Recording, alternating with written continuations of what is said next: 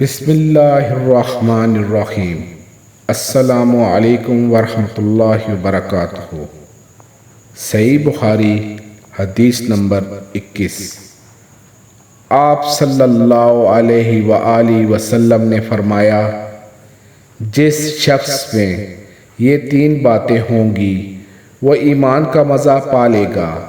ایک یہ کہ وہ شخص جسے اللہ اور اس کا رسول ان کے ماسوا سے زیادہ عزیز ہوں، اور دوسرے یہ کہ جو کسی بندے سے محض اللہ ہی کے لیے محبت کرے، اور تیسری بات یہ کہ جسے اللہ نے کفر سے نجات دی ہو، پھر دوبارہ کفر اختیار کرنے کو وہ ایسا برا سمجھے جیسے آگ میں گر جانے کو برا جانتا ہے۔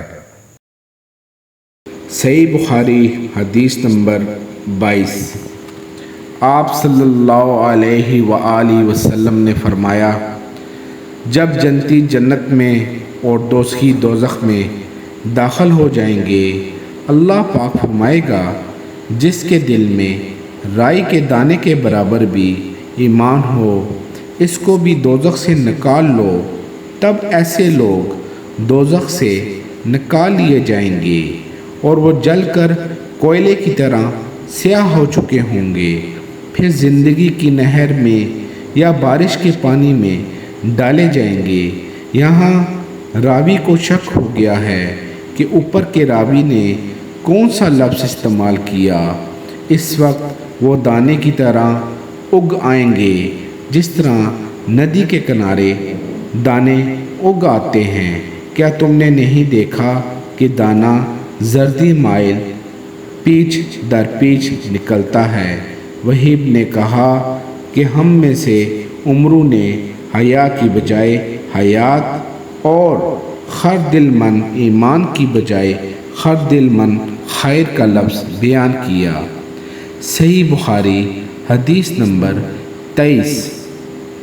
رسول اللہ صلی اللہ علیہ وآلہ وسلم نے فرمایا کہ میں ایک وقت سو رہا تھا، میں نے خواب میں دیکھا کہ لوگ میرے سامنے پیش کیے جا رہے ہیں اور وہ کرتے پہنے ہوئے ہیں۔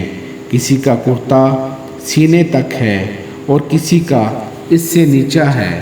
پھر میرے سامنے عمر بن الخطاب لائے گئے۔ ان کے بدن پر جو کرتا تھا اسے وہ گھسیٹ رہے تھے، یعنی ان کا کرتا زمین تک نیچا تھا۔ صحابہ رضی اللہ عنہ نے پوچھا کہ یا رسول اللہ، اس کی کیا تعبیر ہے؟ آپ صلی اللہ علیہ وآلہ وسلم نے فرمایا کہ اس سے دین مراد ہے۔ صحیح بخاری حدیث نمبر 24۔ ایک دفعہ رسول کریم صلی اللہ علیہ وآلہ وسلم ایک انصاری شخص کے پاس سے گزرے، اس حال میں کہ وہ اپنے ایک بھائی سے کہہ رہے تھے کہ تم اتنی شرم کیوں کرتے ہو؟ آپ نے اس انصاری سے فرمایا کہ اس کو اس کے حال پر رہنے دو، کیونکہ حیا بھی ایمان ہی کا ایک حصہ ہے۔ صحیح بخاری حدیث نمبر 25۔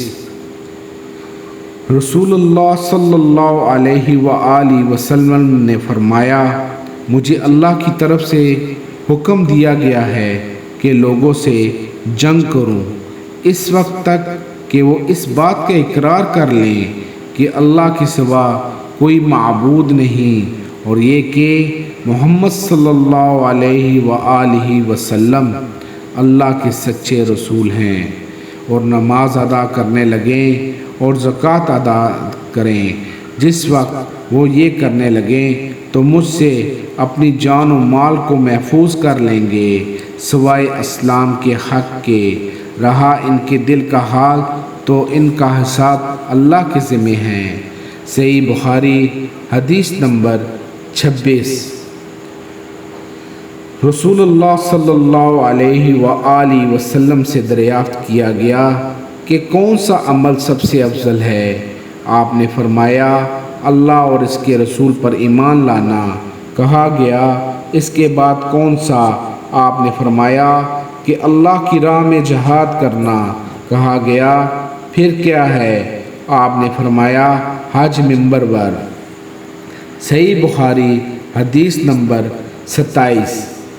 رسول اللہ صلی اللہ علیہ وآلہ وسلم نے چند لوگوں کو کچھ عطیہ دیا اور ساتھ وہاں موجود تھے۔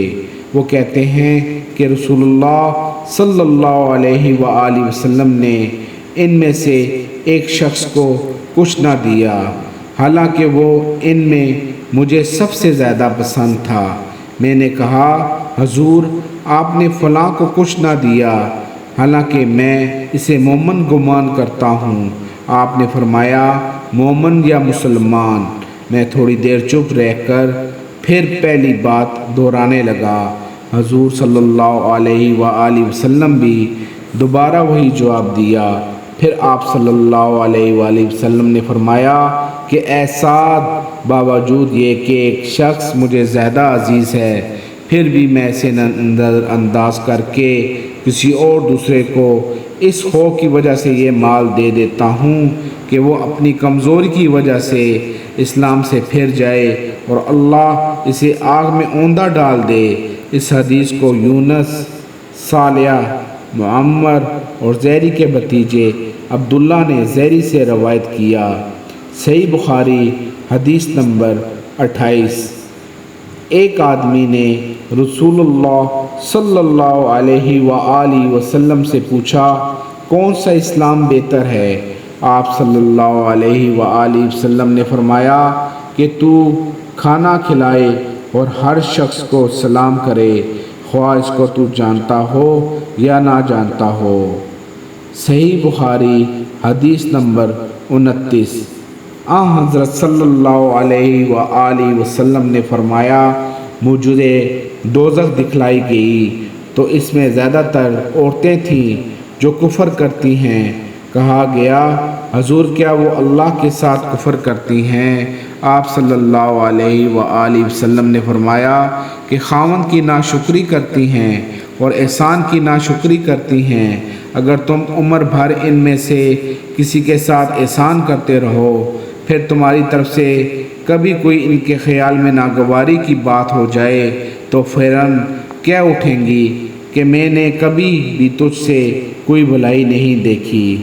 صحیح بخاری حدیث نمبر 30۔ میں اس شخص حضرت علی رضی اللہ عنہ کی مدد کرنے کو چلا۔ راستے میں مجھ کو ابو بکرہ ملے۔ پوچھا کہاں جاتے ہو؟ میں نے کہا اس شخص حضرت علی رضی اللہ عنہ کی مدد کرنے کو جاتا ہوں۔ ابو بکرہ نے کہا اپنے گھر کو لوٹ جاؤ، میں نے حضرت صلی اللہ علیہ وآلہ وسلم سے سنا ہے، آپ فرماتے تھے جب دو مسلمان اپنی اپنی تلواریں لے کر بھڑ جائیں تو قاتل اور مقتول دونوں دوزخی ہیں۔ میں نے عرض کیا یا رسول اللہ، قاتل تو خیر ضروری دوزخی ہونا چاہیے، مقتول کیوں؟ فرمایا وہ بھی اپنے ساتھی کو مار ڈالنے کی حرص رکھتا تھا، موقع پاتا تو وہ اسے ضرور قتل کر دیتا، دل کے عزم صمیم پر وہ دوزخی ہوا۔ جزاک اللہ خیرن۔ يا حبيبي يا محمد يا نبي سلام عليك يا رسول سلام عليك يا حبيب سلام عليك صلوات